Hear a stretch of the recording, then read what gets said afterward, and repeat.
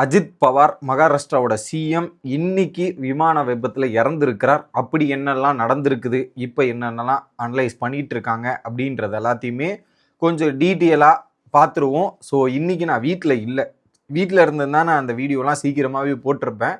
ஒரு ஃபங்க்ஷனுக்கு வெளியே போயிட்டு வந்ததால் கொஞ்சம் டிலே ஆயிடுச்சு, மன்னித்து விடுங்கள் ஐயா.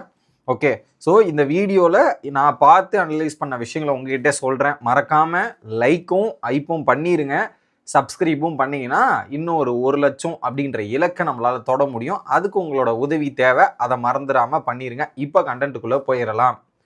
ஸோ அஜித் பவார் இவர் வந்து மகாராஷ்டிராவோட டெப்டி சிஎம். இன்னைக்கு காலைல மும்பையிலேருந்து பாராமதி அப்படின்ற ஒரு இடத்துக்கு போகிறதுக்காக ஒரு private jet, Lear jet 42XR அப்படின்ற மாதிரி ஒரு ப்ரைவேட் ஜெட்டு. ஸோ இது பொதுப்படையாக எல்லாரும் பெரிய விமானமாக அந்த ஏர் இண்டியா அந்த மாதிரி பெருசாக இருக்கும் இல்லையா, அந்த மாதிரி இல்லாமல் இது ஒரு சிறிய ரக விமானம். இது எல்லாமே வந்து பார்த்திங்கன்னா இந்த பெரிய தலைவர்கள், பெரிய பணக்காரர்கள், இந்த மாதிரி ஆட்கள் போவதற்காகவே உருவாக்கப்பட்ட ஒரு லியர் ஜெட் விமானங்கள். இது இந்தியாவில் தான் இருக்குது. ஓகே, அந்த விமானத்தில் தான் கிளம்பியிருக்காங்க காலைல மும்பையிலேருந்து பாராமதி அப்படின்ற ஒரு பிளேஸுக்கு. அங்கே என்ன பண்ணியிருக்காங்கன்னா, பாராமதி பிளேஸுக்கு போய் இறங்கும் போது, அந்த விமான நிலையத்தில் இறங்கும் போது ஃபஸ்ட் டைம் இறங்க முயற்சி பண்ணியிருக்காங்க. ஓகே, இதில் 66 வயசான அஜித் பவார் கூட ஒரு 4 பேர், கிட்டத்தட்ட ஒரு 5 பேர் அந்த விமானத்தில் பயணம் பண்ணியிருக்காங்க. 2 பேர் அவங்களுடைய அந்த பாடி கார்டு, அந்த ஒரு பொலிட்டிக்கல் சம்மந்தமாக இந்த பாடி கார்டு அந்த கேட்டகரியில் 2 பேரும், 2 விமானிகள், கிட்டத்தட்ட 5 பேர் பயணம் பண்ணியிருக்காங்க. ஓகே, இதில் கரெக்டாக 8:18 எப்படி 8:18 காலையில், அந்த 8:18க்கு அந்த விமானம் தரையிறங்க முயற்சி பண்ணுது. அந்த தரை இறங்க முடியல. அப்போ என்ன பண்ணியிருக்காங்கன்னா, அதில் இருந்த விமானிகள் அங்கேருந்து அந்த கட்டுப்பாட்டு அறைன்னு இருக்கும் இல்லையா, கட்டுப்பாட்டு அறை, அந்த கட்டுப்பாட்டு அறைக்கு வந்து தொடர்பு கொண்டு எங்களுக்கு வந்து பாதை தெரியல, எங்களால் இறக்க முடியலன்ற மாதிரி ஒரு விஷயத்த சொல்கிறாங்க. ஸோ ஃபஸ்ட் டைம் அட்டம்ப்ட் எடுக்கிறாங்க, அவங்களால கரை இறங்க முடியல. இன்ஃபர்மேஷனை அங்கேருந்து கட்டுப்பாட்டு அறைக்கு கொடுத்துட்டாங்க. அவங்க கொடுத்த உடனே பார்த்தீங்கன்னா, அவங்க பார்த்துட்டு அவங்க வந்து எப்போ இறங்கலாம், எதுலாம் சரி பண்ணலான்ற மாதிரி அவங்க அனலைஸ் பண்ணி ஒரு விஷயத்த சொல்ல ட்ரை பண்ணுறாங்க. அங்கே வந்து பனிமூட்டம் அதிகமாக இருந்திருக்கு, காலை நேரம்ன்றதால பனிமூட்டம் ஹெவியாக இருந்ததால அந்த ஓடு பாதை, அந்த இறங்கும்ல, இப்படி இறங்கும், இப்படி இறங்கும், போகும்போது இப்படி ஏறும். ஓகேவா, அந்த லிஃப்ட் ஆகிறதும் கீழே இறங்கும் போது பார்த்தீங்கன்னா அது தெரிலன்ற மாதிரி இது பண்ணி கரெக்டாக 8:43க்கு அனுமதி கொடுத்துருக்காங்க கட்டுப்பாட்டு அறையிலேருந்து. எப்படி 8:43 கட்டுப்பாட்டு அறையிலேருந்து கொடுத்த உடனே ஸோ அங்கே இறங்க முயற்சி பண்ணியிருக்காங்க போல். இறங்க முயற்சி பண்ணும்போது தான் அங்கே ஃபயர் ஆகிருக்கு. அந்த ஓடுதளத்தில் இறங்க முயற்சி பண்ணும்போது தான் அது கரெக்டாக ஃபயர் ஆகி 8:44 AM அப்படியே வந்து பார்த்திங்கன்னா வெடித்து சிதறி இருக்கு. 8:44 AM வெடித்து சிதறி இருக்கு. இந்த வெடித்து சிதறின சம்பவம் வந்து அப்படியே கட்டுப்பாட்டு அறைக்கு போய் சேர்ந்துருக்குது. ஓகே, அந்த விஷுவல்ஸ், அதோட சிசிடிவி கேமரா லேட்டராக ரிவீல் ஆகிருக்கு இன்னைக்கு. அந்த விஷுவல்ஸை நம்ம பார்க்கும்போது பார்த்தீங்கன்னா அப்படியே இப்படி போயிட்டு பாம் அப்படின்ற மாதிரி ஒரு பட்டாசு வெடிச்சா எப்படி பாம் இருக்குமோ அப்படியே வந்து பார்த்தீங்கன்னா அப்படியே எரி மழையாக, நெருப்பு மழை பெஞ்சா எப்படி இருக்குமோ அந்த மாதிரி டப்புன்னு பிளாஸ்ட் ஆகும்போது இது வெடிக்கிற மாதிரி தான் இருக்குது. அந்த மாதிரி தான் அந்த விஷுவல்ஸ்லையுமே காட்டுது. ஸோ அது பார்த்தவொடனே கஷ்டம், ஏன்னா அது பார்த்தவொடனே பிழைக்கிறதுக்கு கஷ்டம் அப்படின்ற மாதிரி நமக்கே தெரியுது அந்த விஷுவல்ஸ். அப்படி தான் இருக்குது. இதில் அங்கே நேரில் பார்த்த நபர், அங்கே நேரில் போய் இன்சிடெண்ட்டை பார்த்துருப்பாங்களா, அவங்க சொல்கிறாங்க அந்த வெடிக்கிற சத்தமே ஃபர்ஸ்ட் வாட்டி பயங்கரமான ஒரு சத்தம், அடுத்து ஒரு 4-5 வாட்டி வெடிச்சது, ஒரு வாட்டியோடு இல்லை, 4 to 5 times வெடிச்சிருக்கு அப்படின்றதான் சொல்கிறாங்க. ஓகே, அங்கே போய் பார்த்தா ஒன்றுமே பண்ண முடியல. அதில் குறிப்பாக அப்படியே சல்லியாக நொறுங்கி போயிருக்கு விமானோட இது. அதில் ட்ராவல் பண்ண அந்த உடம்பு இருக்கு இல்லையா, அது அந்த இதில் வந்து உடம்புலாம் கூட செதறி போயிருக்கு அப்படின்ற மாதிரி தான் நம்ம பார்க்க முடியுது. அந்த விஷுவல்ஸ்லாம் அந்த மாதிரி தான் இருக்குது. அங்கேருந்து மீட்கப்பட்ட உடல் வந்து ஹாஸ்பிட்டலில் எடுத்துகிட்டு போகிறாங்க. அது ஆல்ரெடி இல்லை, எடுத்துகிட்டு போகும்போது ஒன்றுமே இது பண்ண முடியாமல் இறந்துடுறாரு. அங்கே ஹாஸ்பிட்டலாண்ட அவ்வளோ கூட்டங்கள், இதெல்லாம் சேர்ந்து அவ்வளோ கூட்டங்களும் அவ்வளோ எதோ விஷயங்களும் இருந்திருக்கு.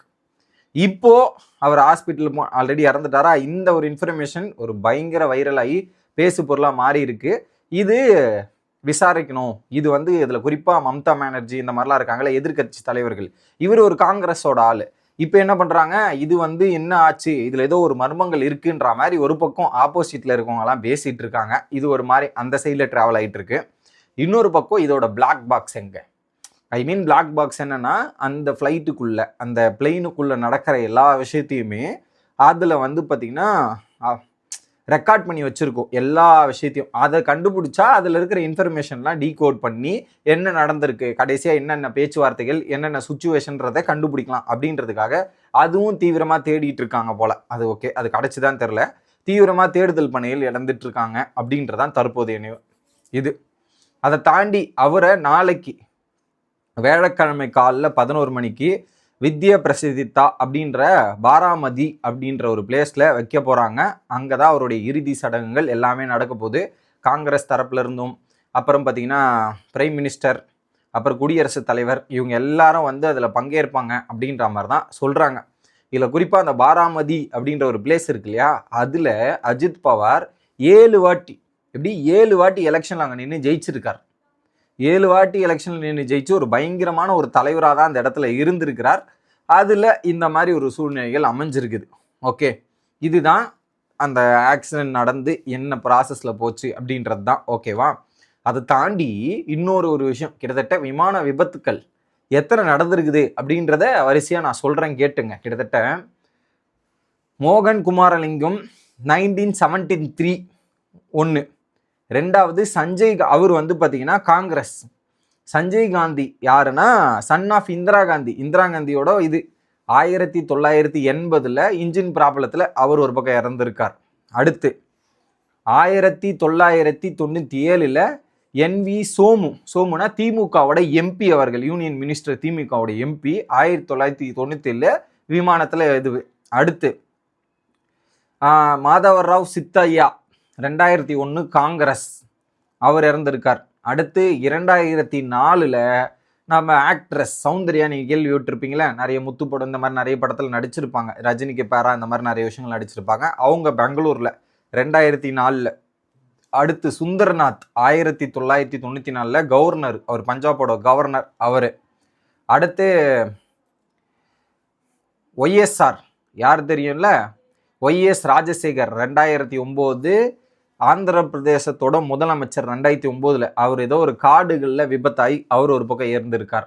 அடுத்து 2011 டோர்ஜி காண்டு, அவர் வந்து அருணாச்சல பிரதேசத்தை ஒரு முக்கியமான ஒரு தலைவர். 2011 அவரை தேடி கண்டுபிடிக்கிறதுக்கு 5 நாள் ஆச்சான்.